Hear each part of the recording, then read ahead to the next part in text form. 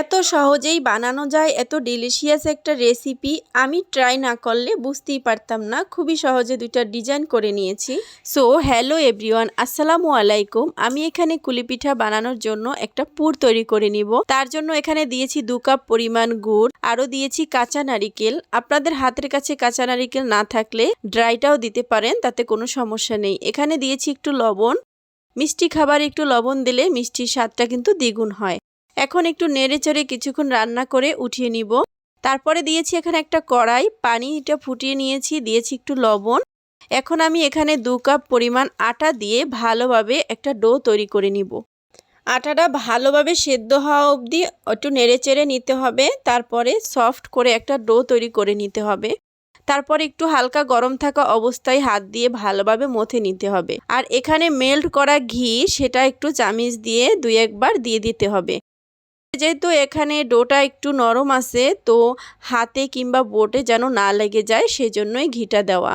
এখন এখান থেকে একটু ডো নিয়ে আমি একটা রুটি তৈরি করে নিব। রুটিটা এমনভাবে তৈরি করতে হবে যেন বেশি মোটাও না হয় আবার একেবারে পাতলাও না হয়, মাঝামাঝি পর্যায়ে একটা রুটি তৈরি করে নিতে হবে। এটা দেখে বুঝে নিতে হবে আমি কিভাবে করছি। তো আমি একটা কাটার দিয়ে এখানে গোল গোল করে কিছু রুটি কেটে নিয়েছি। এটার ভিতরে পুর দিয়ে ভালোভাবে একটু ভাঁজ দিয়ে তারপরে একটা কাঁটা চামচ নিয়ে সাইডগুলো এভাবে ডিজাইন করে দিব। উল্টা সাইড দিয়ে আবার এভাবে একটু চেপে চেপে দিব, তাহলেই বাহারি একটা নতুন স্বাদের ডিজাইনের একটা পিঠা হয়ে যাবে। আমি এখানে আরও একটি ডিজাইন করে দেখাচ্ছি।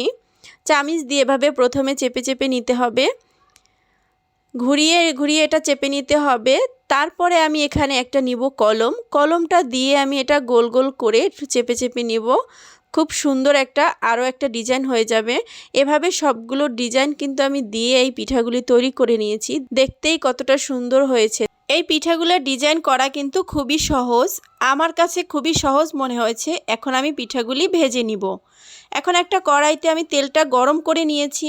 বেশি গরম করা যাবে না, অল্প গরম থাকতে পিঠাগুলি দিয়ে দিয়েছি। তারপরে আমি উল্টে পাল্টে একটু যখন ক্রিস্পি হয়ে আর ব্রাউন কালার হয়েছে তখনই পিঠাগুলো তুলে নিয়েছি। সবগুলো পিঠা আমি এভাবেই ভেজে নিয়েছি। যতটা ক্রিস্পি হয়েছে ততটাই মজা হয়েছে খেতে। এখন আরও আমি ডিলিশিয়াস করার জন্য এখানে 1 লিটার দুধ নিয়েছি। এটা আমি হাফ লিটার করে নিয়েছি জাল করে। তার ভিতরে দিয়েছি স্বাদ মতো চিনি, তেজপাতা, দারুচিনি, লবঙ্গ, এলাচ এগুলি দিয়ে ভালোভাবে কিছুক্ষণ নেড়েচেড়ে গরম থাকা অবস্থায় আমি পিঠাগুলি দিয়ে দিব। ঢাকনা দিয়ে রেখে দিব আমি 1.5 থেকে 2 ঘন্টার জন্য। 2 ঘন্টা পরে যখন ফিরে এসেছি, পিঠাগুলি রসে ভিজে একদম টইটুম্বর হয়ে গেছে। ট্রাস্ট মি, এতটাই সফট হয়েছে এই পিঠা। এটা বুঝতে হলে অবশ্যই একবার ট্রাই করে দেখতে হবে। আমার রেসিপি ফলো করলে আপনারাও বানিয়ে নিতে পারবেন খুব সহজেই বাহারি ডিজাইনের কুলি পিঠা। এটা বানানো এতটাই সহজ, একবার ট্রাই করলে সবাই বানিয়ে নিতে পারবে এই মজার পিঠার রেসিপি। আল্লাহ হাফেজ।